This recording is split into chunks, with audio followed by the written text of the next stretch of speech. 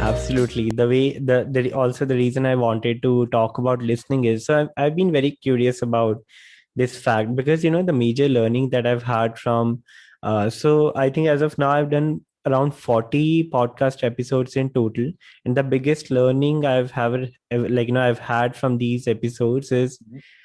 that the major factor of having a good conversation is not the way you speak, it is the way you Mhm. listen. If you have a good ear, as in if you are a good listener, Mhm. you're going to have an amazing conversation. It doesn't have your English or whatever language you use, it doesn't have to be Absolutely. really good. You don't have to be very clear with your communication, but you have to be very good with your listening, because if you can really Absolutely. listen to the other person, then that does wonder, right? So just want to know, Absolutely. if you have had any kind of experiences with listening, or I just want to understand how did you get into, or how Yeah. the thought of being a good listener came into your head. Right.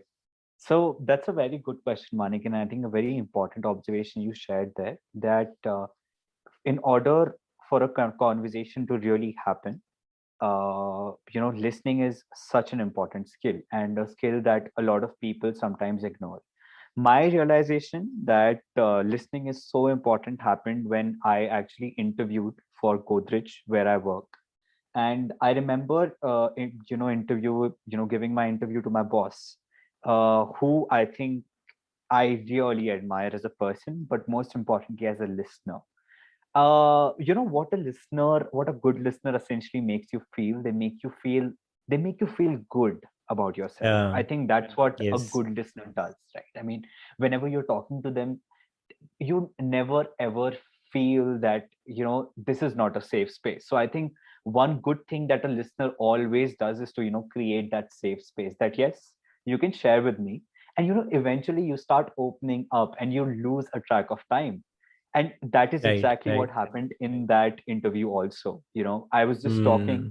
and she was listening, and she was also asking questions. So there was a lot of inquiry also during that interview. So I think there are a lot of characteristics essentially of a good listener, and I think that she could manifest it really well. And after the interview ended, I didn't even think once if I'll be selected or not. I was just glad that I had that conversation with her.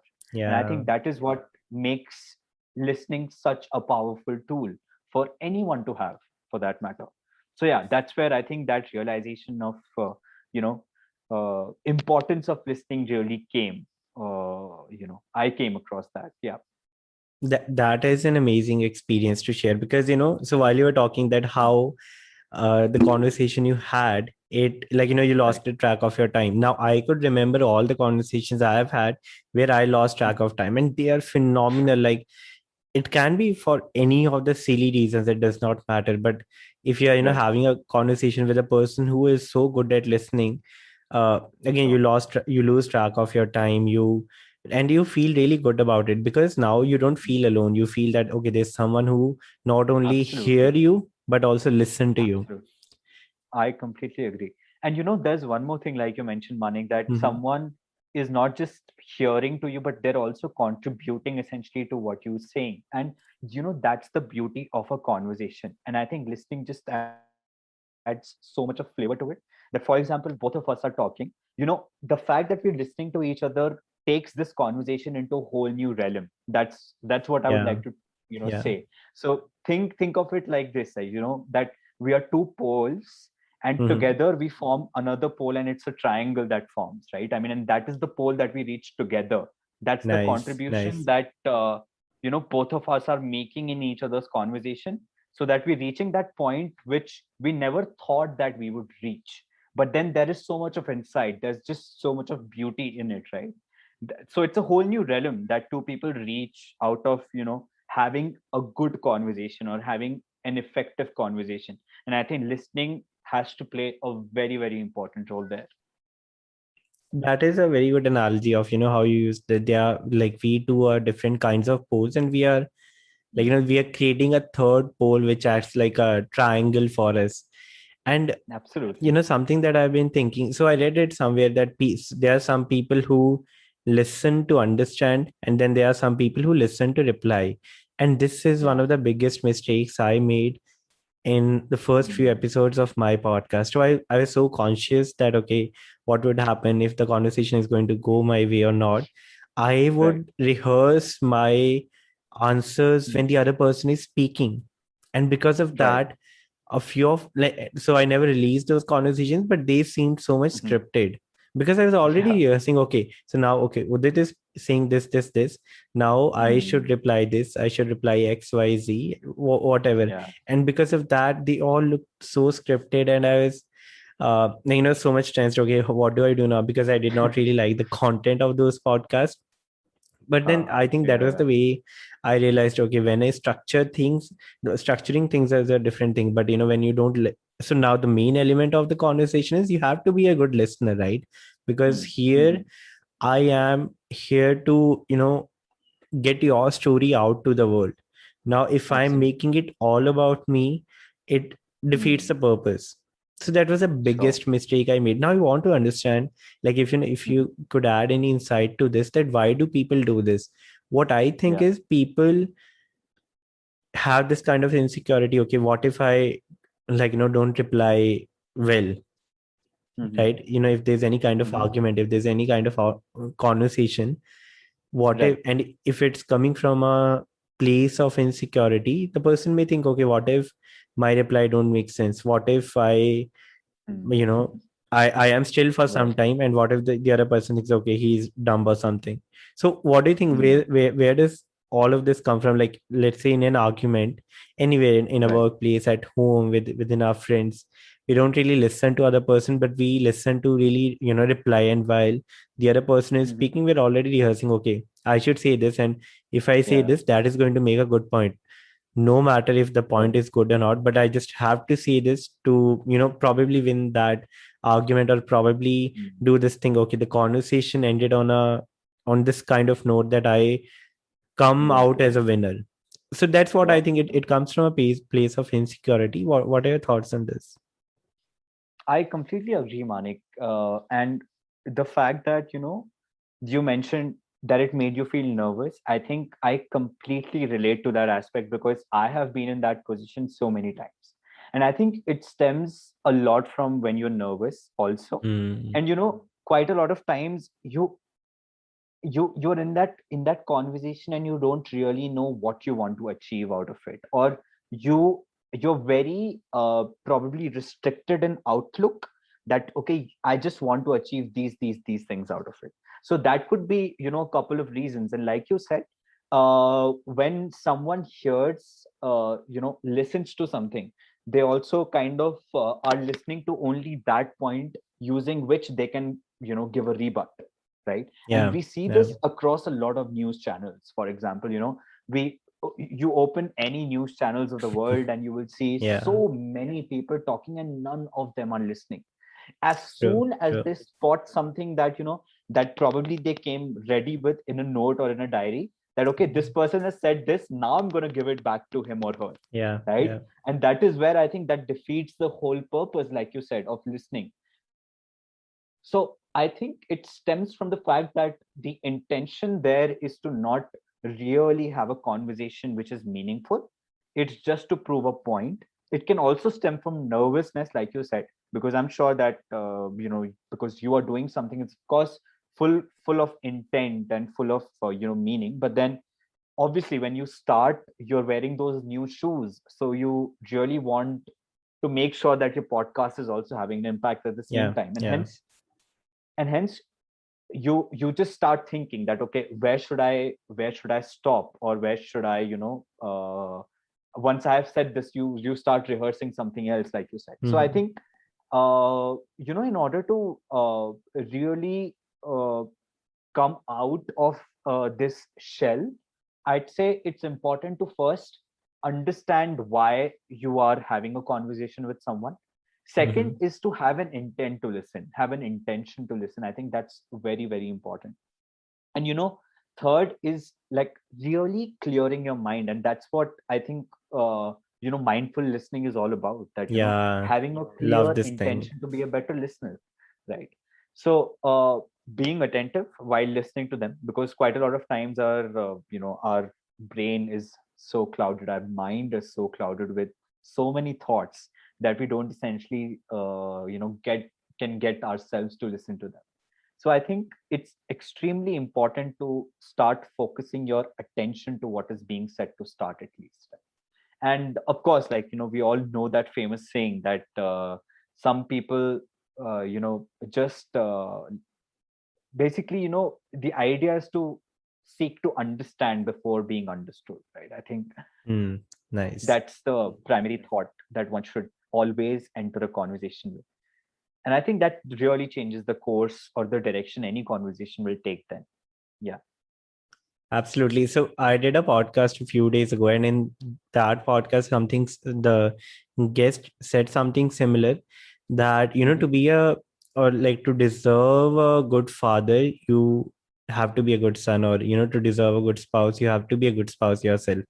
And Hmm. exactly Hmm. what you said, to have people listen to you, you need to be a good listener, right? And Sure. so Sure. a lot of people, not a lot of, but majority of people who listen to this conversation, listen to my Hmm. podcast, they are still in their college, or like still in their early 20s. Now you are someone Right. who had already started your corporate journey, and I know Hmm. there are a lot of, like, there's a lot of anxiety, a lot of, like, that people get so much self-conscious when they start their new job. They have to show that, okay, I am some deal, I have to be something. And uh, probably what I've noticed, people don't really don't really, something that we are talking about earlier, they don't Hmm. listen to understand, they listen to reply, because they have to, even in the lot Yeah. of corporate meetings I see, they just have to say something to show that they're a part of Hmm. it, right? Yeah. Yeah. So what's your experience? Sure. Because, like, that would Yeah. also act as an advice for for people who are just joining corporate, or for people who are just joining any kind of business, or people who are just joining any kind of space that have people around. So what would be your advice, and if you have any kinds of experiences when you first when you first joined your own company? Sure. Sure. That's a very, very good question that you asked, Manik, because I have, I think I am a very good example of this experience. So when I had joined Godrej, you Yeah. come out of your college, or you come out of ISEC in this case, and you want to Hmm. make an impression.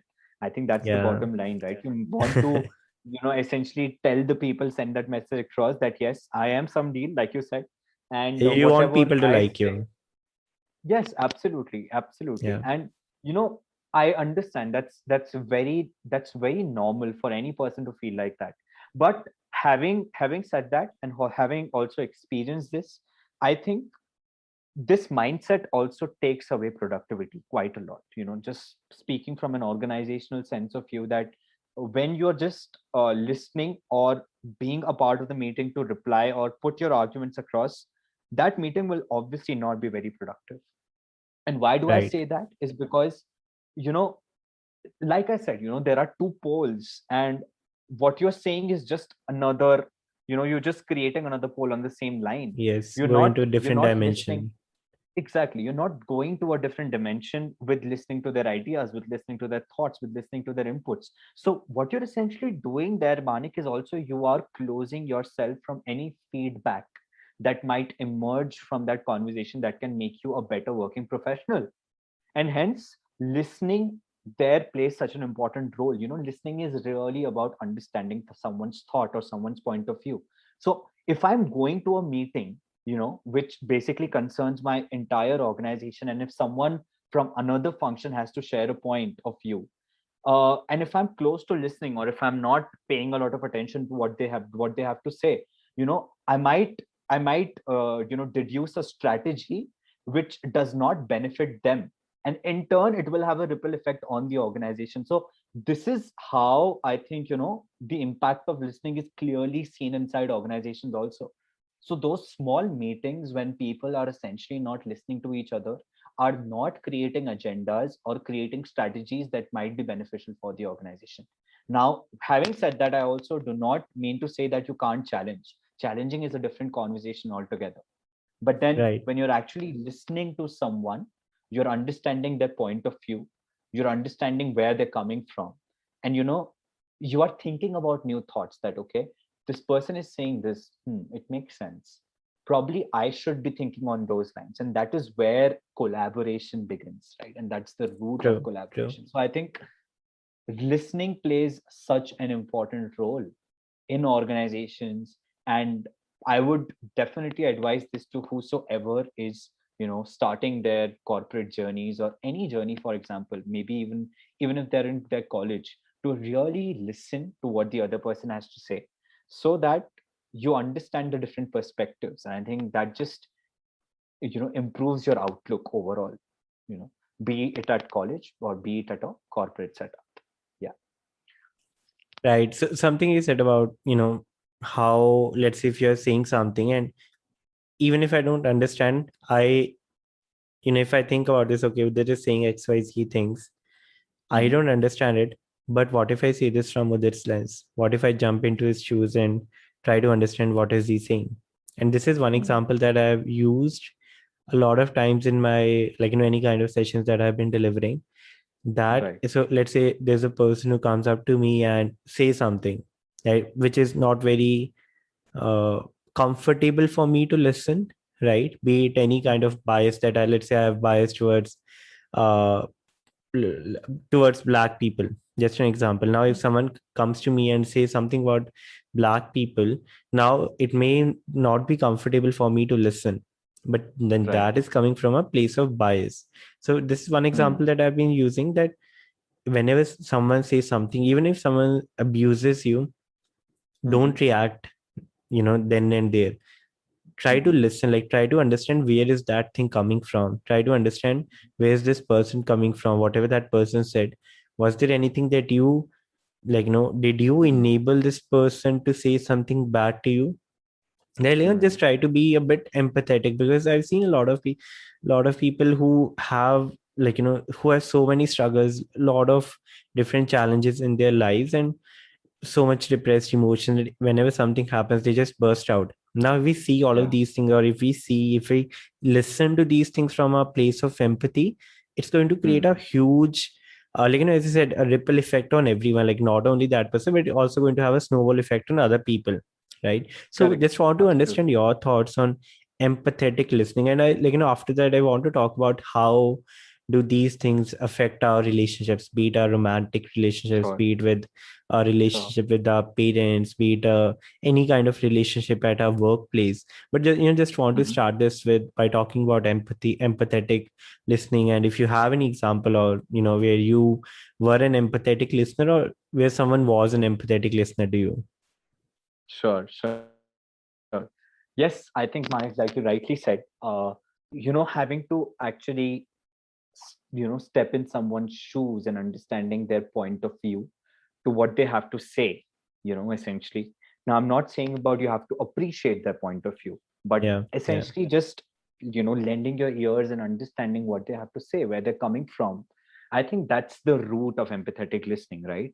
And there is one more very important thing, and again relating it to what you said, bias. I think bias plays a great role, in halting the process of listening in general. And that is where empathetic listening essentially comes in.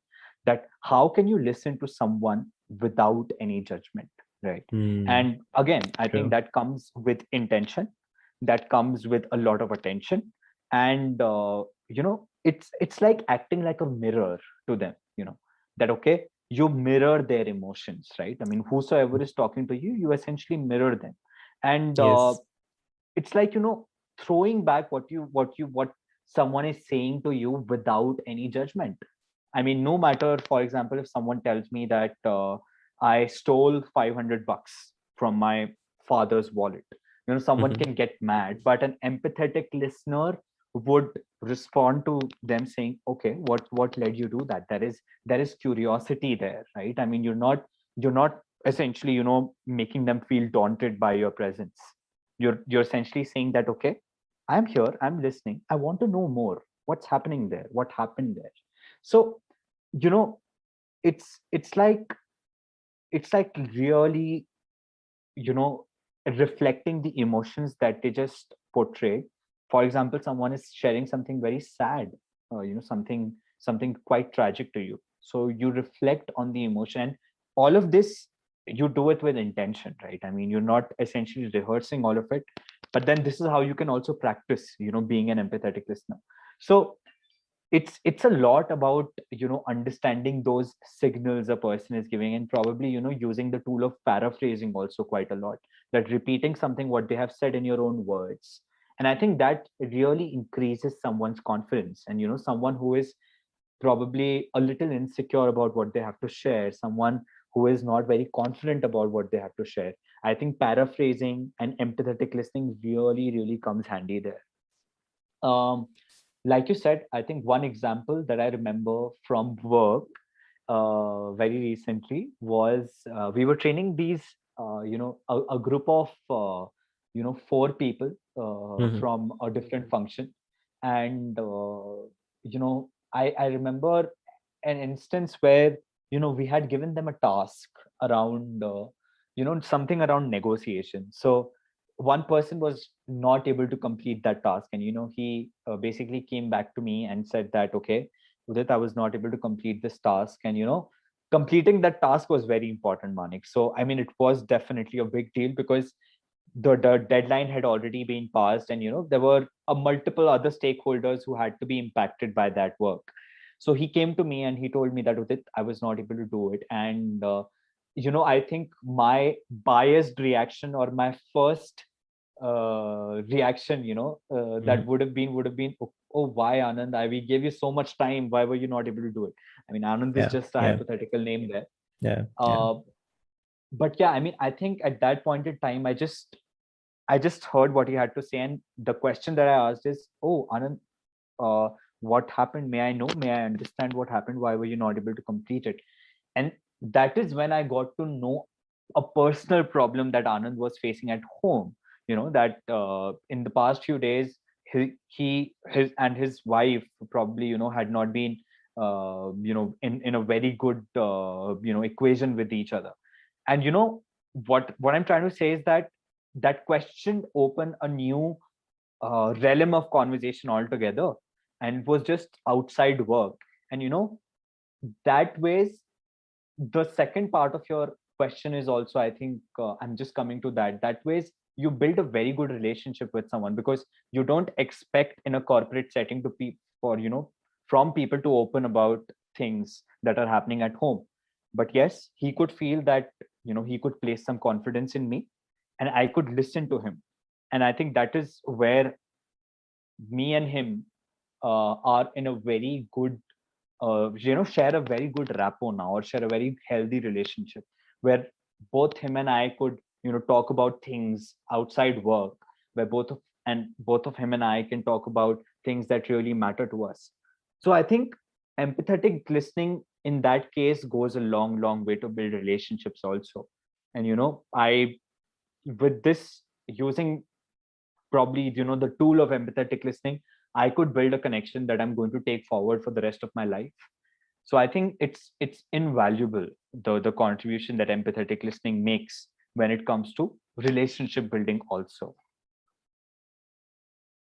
Exactly, exactly. So it goes a long way. I remember an example. So I'll admit that I was not a really good listener, let's say a Hmm. year ago, like pre-COVID times, but after COVID, I have or like let's say by 2019, so in 2020, I have that kind of space for myself where I could, really understand myself, where I could reflect on things that I have been doing in a wrong way.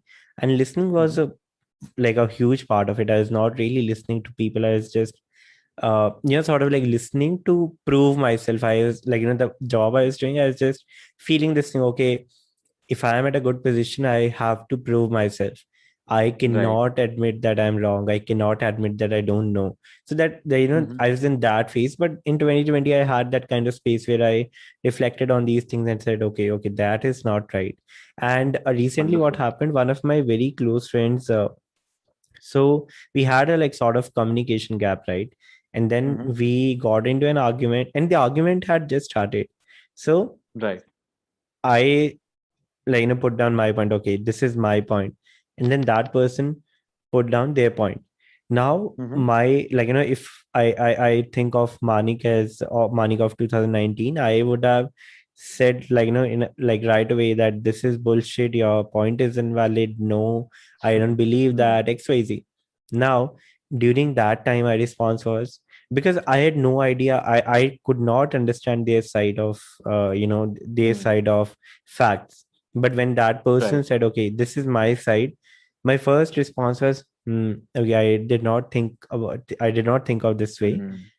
Give me some Right. time to reflect on this, because I have no, Wonderful. like, whatever that this new statement, or this new whatever you have brought into light right now, I had no idea this was going on.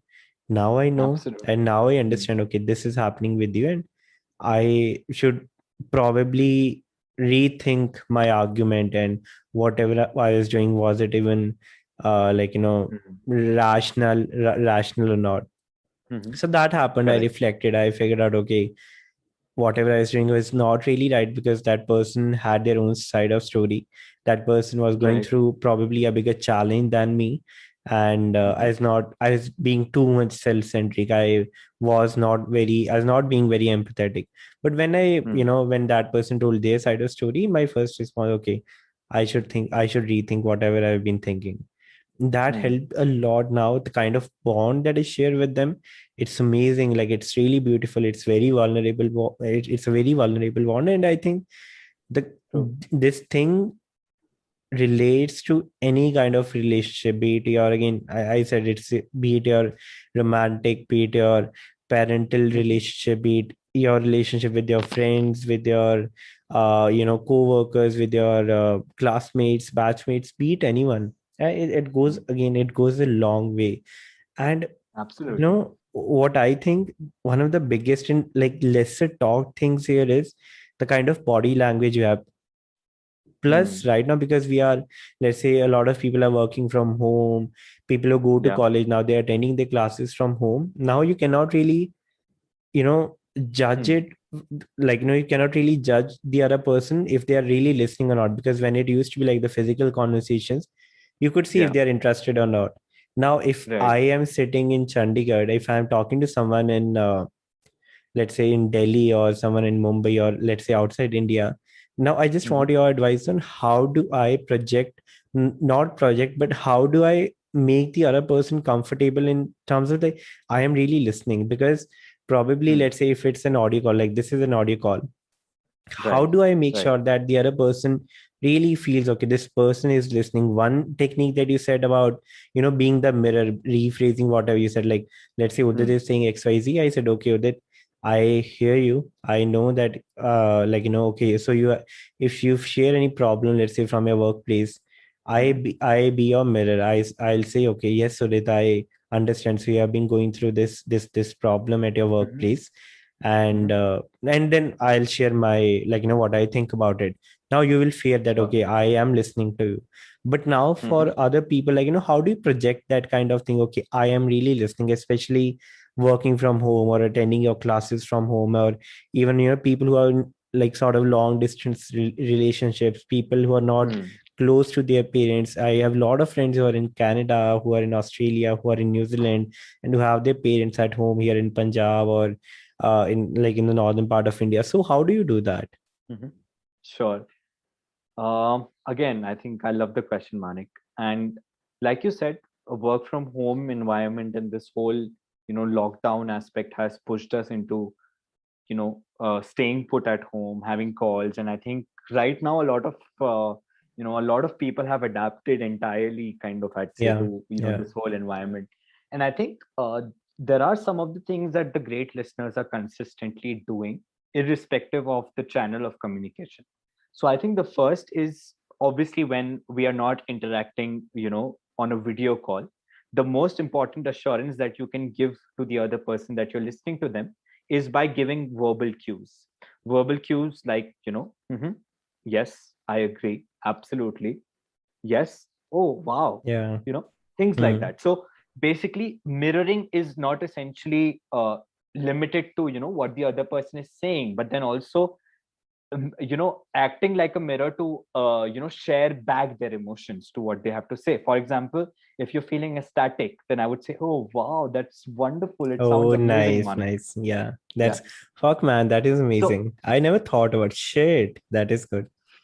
No, like I truly right. mean it because I like whatever Yeah. you said about mirroring.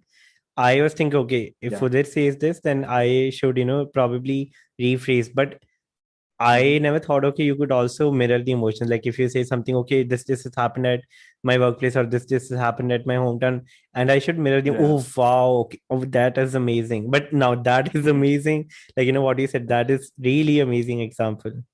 Yeah, yeah. Sure. Thanks, Manik. But yes, I mean, that's the first part of it. I think those verbal cues really, really tell the other person or the speaker that yes, you are genuinely interested in listening to them, or you are listening. I think where it goes to another level is where when there is curiosity. And I think true listening leads to good curiosity. So, for example, you tell me something, I listen, and quite a lot of long distance relationships I think thrive on these things. I think Yeah, I'd like to yeah. give an example of my sister. For example, she was in a long distance relationship with my brother-in-law, Hmm. who now she's married to, of course, Okay. for 8 long years. And Wow. and I just look back to their example and uh, reflect back now on how did they actually sustain in such a difficult scenario. And I think that happens with genuine curiosity, where where you really want to know what the other person is saying or doing, where you really want to hear about their day. And I think that comes from intention, and I think intention leads to curiosity. Curiosity then leads to a better relationship, and curiosity is always a byproduct of better listening. And I think when, like I said, and when you're being curious, you're just understanding the other person so deeply. Like you said, how you actually made that relationship with your friend, where, you probably a 2-year-old Manik, or 2 year prior to 2 years, Manik would not respond in the same manner like he did now, he did very recently. So it's the same thing, right, Manik? I mean, it's about, really wanting to understand what they have to say, sharing all the verbal cues you can, and then asking a lot of questions. And I think that's not something which can be forced, that's something that stems from intent. And I think curiosity is a genuine signature or a sign of someone who's actually wanting to listen to you. So in these times, I think mirror, be very curious about what the other person has to say, or tell you.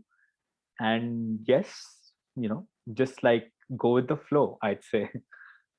I love this point about curiosity because I think I also mentioned this in the starting of the conversation that the whole conversation I do it, on my curiosity. Now, I know a lot of conversations that I do are like very deep and probably a person, let's say, and I know I'm stereotyping, but let's say a person who is 18 or 19, they may not understand the kind of conversations I've been having on the podcast.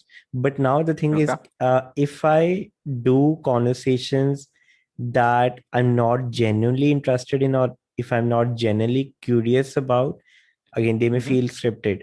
Now, for Yeah. me, it's going to matter a lot because I care deeply about the quality of conversations I have on the podcast. So, as Hmm. having a conversation with Abhinav Jolly, so you know him, is Hmm. also he was also one Yes, of the yes. guests on the podcast. So we're Right. talking about a, let's say, ex entrepreneur who's very famous and is also Hmm. selling his course on like basically all the social media platforms.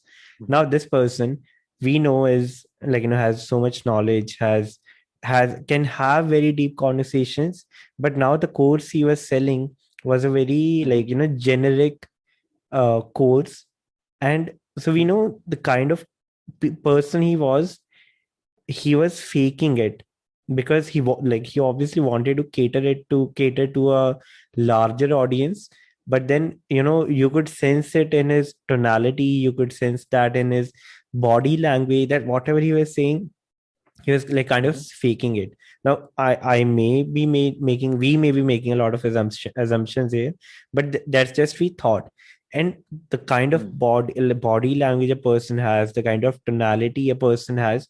So I think listening is not only about what is said from the other side, but listening is Mhm. also about, what is not said from the other side.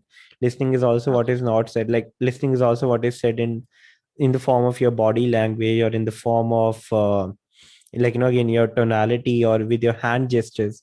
So now I Mm. want to take you, pre-COVID times when we could actually meet people in person. So how is it, Yeah. if Manik is having a conversation with Udit, what would Mm-hmm. Manik do to, in terms of his body language, in terms of his tonality and the way he expresses his emotions, Mm-hmm. to assure you that I am listening to you actually? Sure. Again, a very good question, Manik. And I think whatever you said form the basics of communication, right? I mean, Yeah, communication is essentially the spectrum between verbal and non-verbal elements. And I think true, true. listening to what is not being said is really understanding those non-verbal cues that are out there at play. And I wouldn't say that if you're having a verbal call, if we're having an audio call, those non-verbal cues do not exist. They definitely exist. So aspects like tone, pitch of voice, Yeah, yeah, and the words that you use, most importantly, are some aspects that constitute the verbal side of it.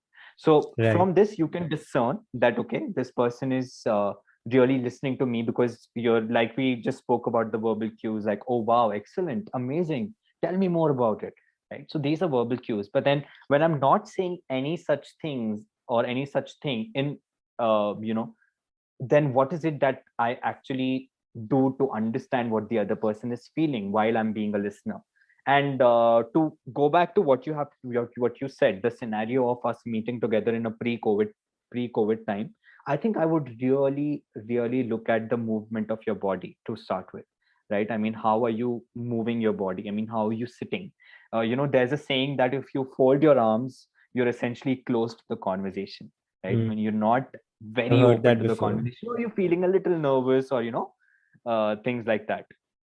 So I think that's one of the signs. So you can actually search about these sign, and probably understand, okay, what's the psychology behind each of those signs. So like I said, folded hands suggests that the person might be reluctant, they might be a little Yeah, yeah, nervous, or they might be a little underconfident too, right, true, when it comes true. to sharing. There are some other cues also which tell us, if the other person is genuinely interested in listening or is listening or not. I think that's the eye contact, right? I mean, Mm. eye Oh, contact plays very such an important necessary. role. Yeah. Absolutely. So I think eye contact really plays such an important role. When you're lost in a conversation, you'll see two people really staring and smiling at each other, right? Yeah, That's yeah. and probably not just smiling. Probably they might be sad also, but then they are, you know that there is a space, there is an ether which they have formed around them, Yeah, which I is think very unique, you right? I just mean, know that, okay, this is yes. this really intense conversation happening now. And you Absolutely. see it from the faces of people. You see, okay, people, you see the emotions on their face, not only the smile, it can be various kinds of emotions, but you can Yeah. see it, you can just sense the aura around it. Okay, this is a really good Absolutely. really, intense, really good conversation happening. And True. another, True. so one example that I remember is, so if, and I don't know if that's true or not, but it is Hmm. that if I'm talking to you, and if my shoes are pointing towards, outside, it basically means I'm Hmm. not interested in the conversation. But if my shoes are pointing towards you, it means I am interested in the conversation. I read it somewhere, I'm not sure if it's Okay. entirely Okay. true or not, but it could be. Sure. Sure. Yes. I mean, I particularly do not know about this concept, so I would not be able to comment. But then, yeah, could be. It's interesting. I'll probably go back and check it. I mean, it seems quite interesting. And another aspect of identifying those non-verbal cues could be hand gestures, for example, right? I mean, how a person is using their hand gestures. I mean, are they being defensive? So if they're being defensive, they'll show their, the front side of their hands to you, that, okay, just like when you say stay away from me, That's when you're being defensive, right? I mean, you're cutting that other person off. But then when you're actually trying to have a conversation, you'll probably invite them in, right? And that is exactly how your hands also support what you have to say. And I think hand gestures hence have a lot to tell about the quality of conversation, the quality of listening, and the overall enjoyment a person is having while having the conversation.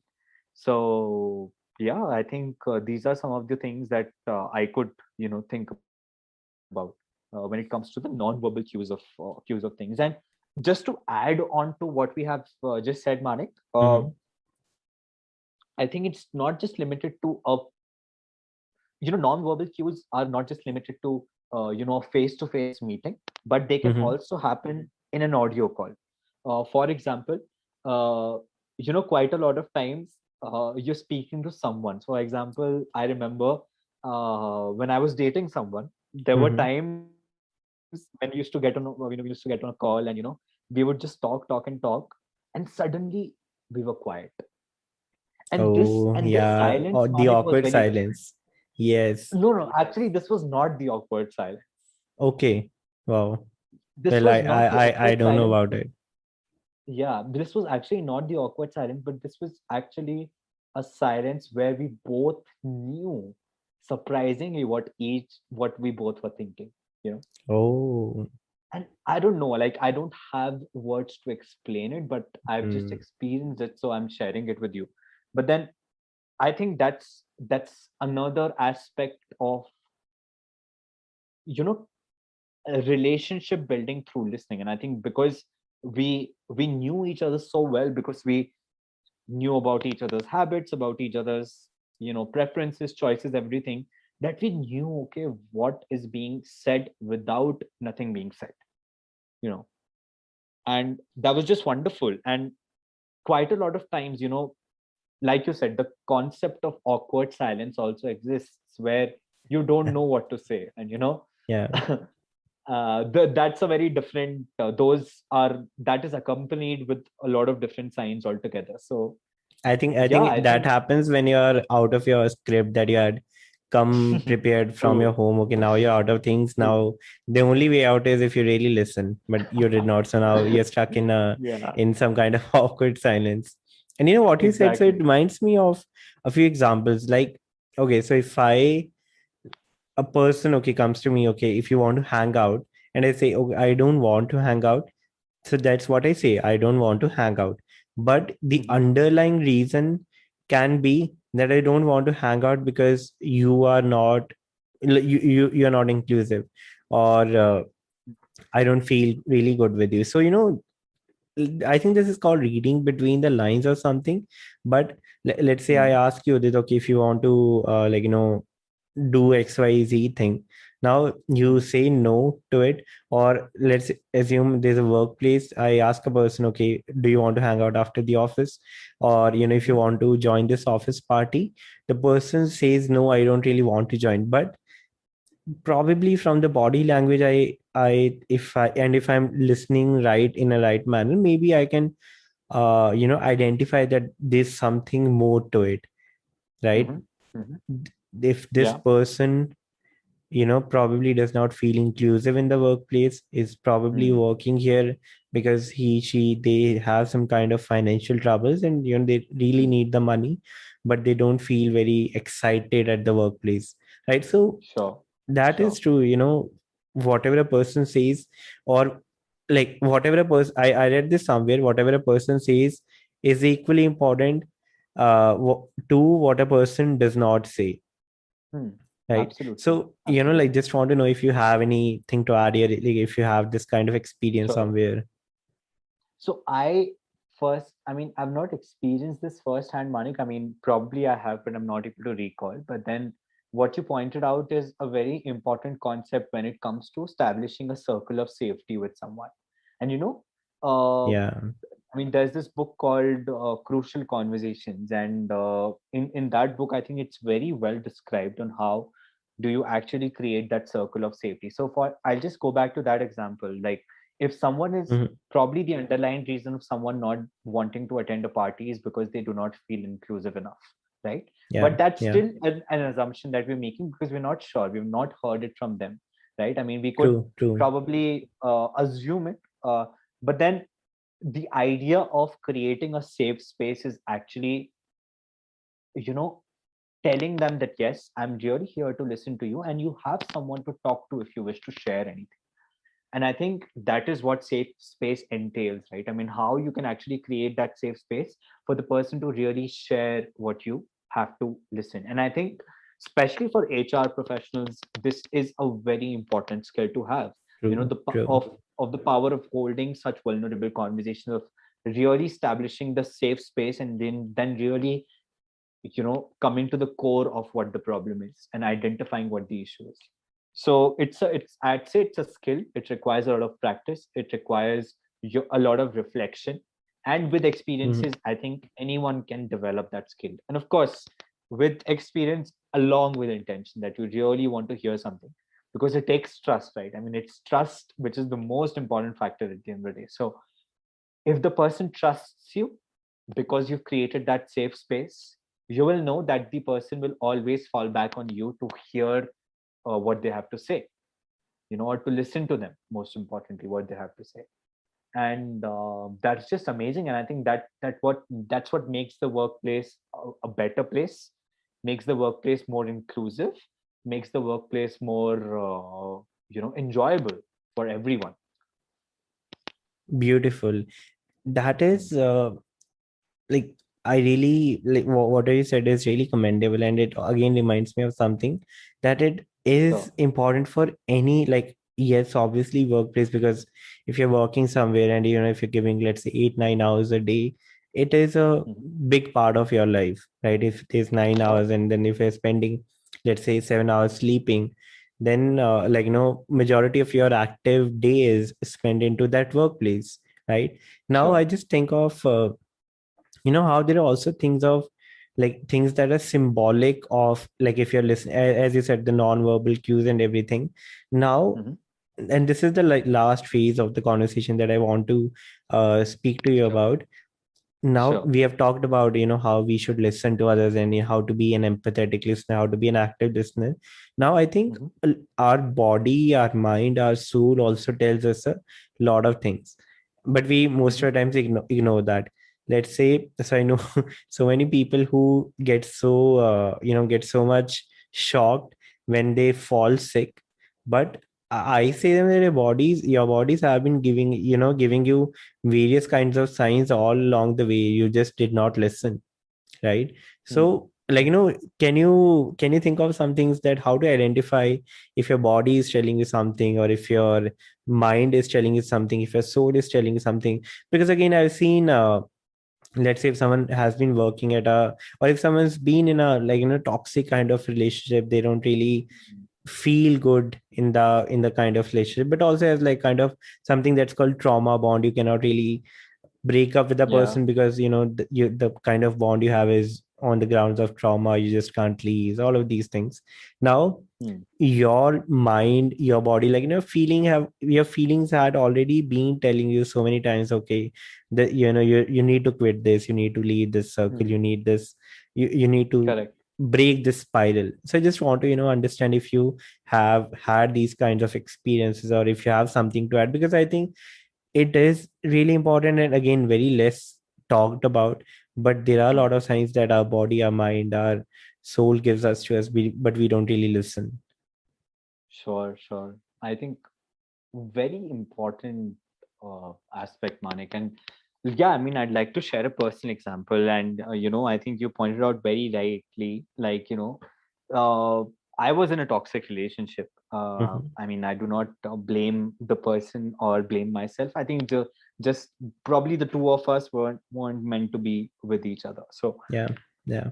you know, and there were so many times I was just clinging on to that relationship because of XYZ reasons, you know. But then for I think deep in my deep in my consciousness, I always knew that this is not right for me, or this is not meant to be right. And I think those, your body, your mind, you know, the people around you, they keep giving you those signals, but it's like you're just living with that lie every single day, and you're not putting an end to it, in this case the relationship. So I think probably something that people could use in this particular in this particular aspect, or in any area of any area of life. It could be relationship, it could be business, it could be anything.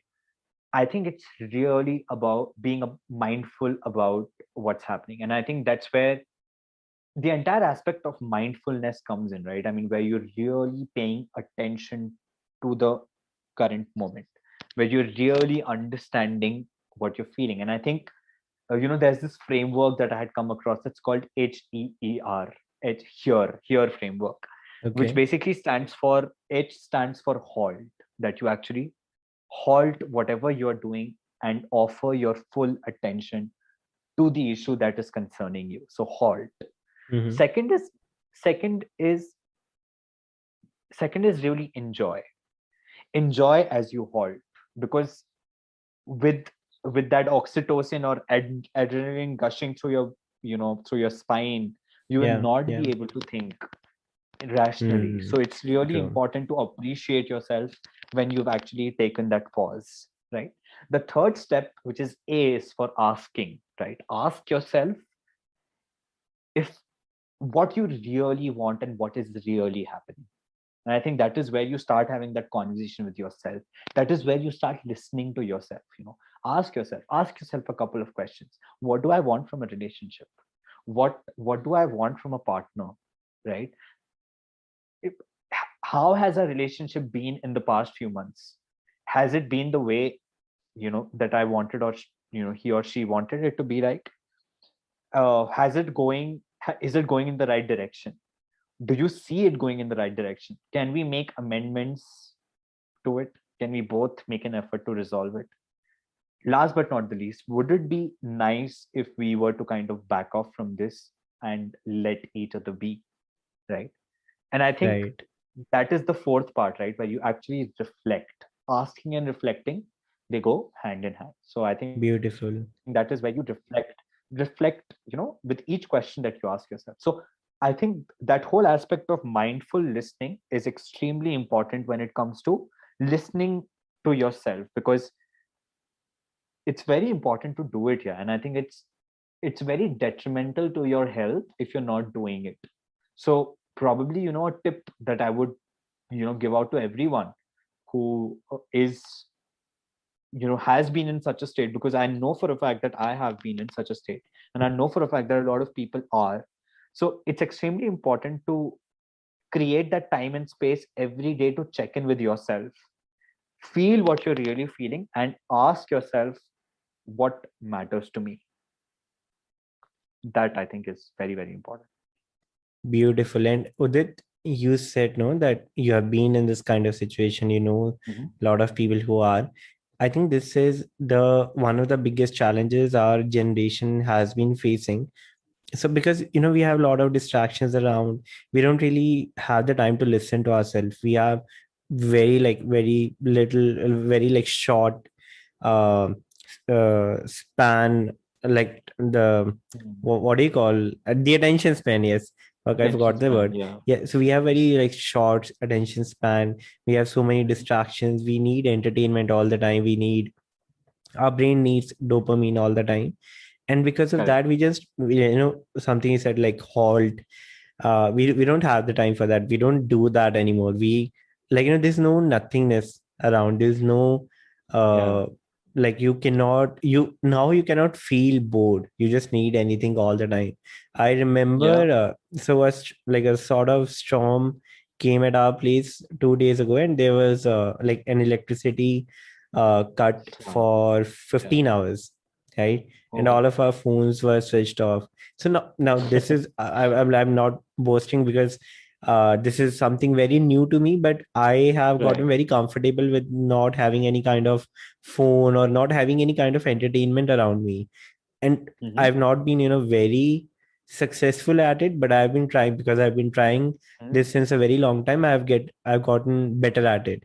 Now Yeah, I could yeah. see my friends being very anxious on, okay, when the electricity is going to come, we want to charge a phone, we want to do this, blah, blah, blah, all of these things. And I was just enjoying doing nothing. Right, I think, right. like I was so happy, okay, there's no electricity and I could have, time to connect with myself, connect even more with my friends actually, who I'm still living with. Makes So sense. Absolutely. I know now that this is the biggest challenge that people have been facing, Mhm, and mhm. we don't have the time to halt and listen to ourselves, Yeah, whatever our body, our mind has been telling us. And absolutely. then the kind of tip that you've given, it's amazing. I know a lot of people who could use Mhm. this kind of tip, right? Sure, And sure. I'm very glad that this conversation also has been, it we started with something, but we just made it so much bigger, like in terms of Yeah. in terms of scope of the conversation. Like we started with the empathetic listening, and now we are like, sort of ending with mindfulness and listening to our body, listening to our soul, listening to our mind. So it's like, this is the kind of things I love about having conversations. And I believe that Sure. I believe that this podcast is also like an example of how good listener has to be. I hope I Mhm. was a good listener to you, and I can assure you that Absolutely. you were an amazing listener.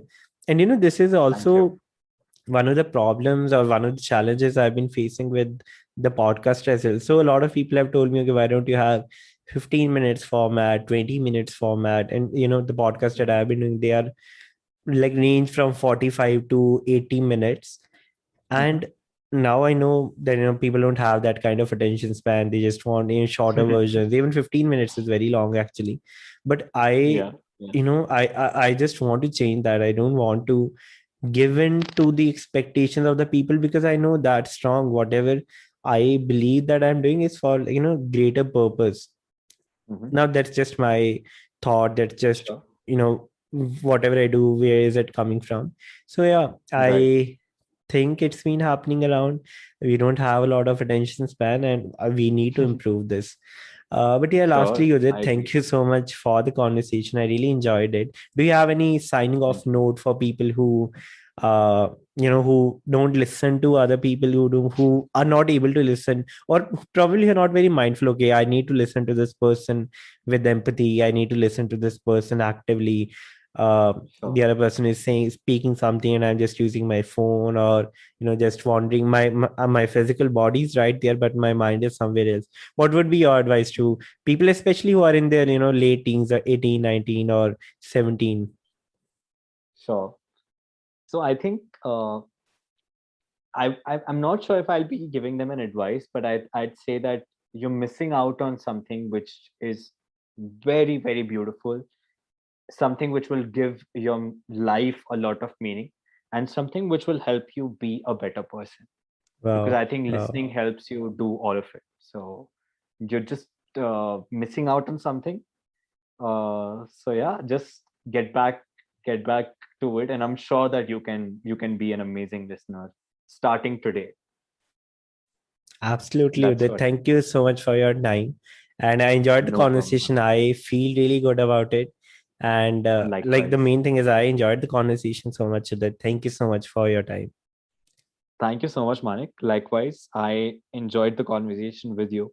I'm really glad, that you had to ask such relevant questions, and the fact that you were so authentic throughout the course of our conversation. I think that, like I said, some conversations you just lose a track of time, and I think this was one of those conversations. And I think we've Yes, spoken yes. for like about an hour, so I didn't Yeah. realize that at all. Uh, and yes, Manik, I'm glad that I could be a part of this. Thank you so much for having me. And I hope to hear this podcast. I hope to listen to this podcast again.